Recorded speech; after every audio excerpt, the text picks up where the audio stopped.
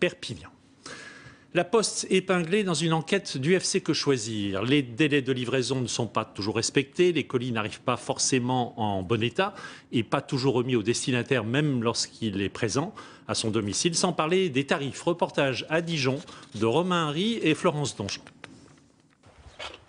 Lorsqu'il livre ses colis, ce facteur prend le soin de sonner 2 fois. Ça paraît anodin, mais d'après l'UFC Que Choisir, c'est de plus en plus rare. Dans de nombreux cas, l'avis de passage est déposé directement dans la boîte aux lettres. Le colis est à récupérer à la poste. Une tendance qui concernerait surtout les sous-traitants de l'entreprise. On a plus de colis, on a énormément de colis chaque jour, mais après on arrive à s'en sortir, à part certaines journées un peu compliquées, mais bon, voilà, c'est faisable. Ça dépend qui est-ce qui livre les colis. Si c'est le camion jaune, c'est bien parce qu'on le connaît aussi, donc il vient taper si on n'ouvre pas, etc. Les reproches adressés par l'UFC concernent également la vente au guichet.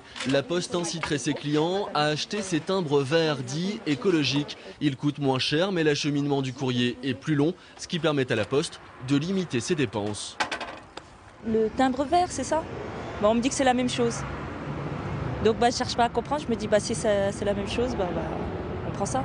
Autre exemple, les prix pratiqués pour les colis. Dans cette agence, les envois par Chronopost ou Colissimo sont mis en avant, mais ces services coûtent cher. L'UFC reproche à la Poste de ne pas orienter ses clients vers son offre à bas prix, le Minimax. On le trouve sur cette machine, elle coûte parfois jusqu'à 10 fois moins cher, même si le service n'est pas équivalent.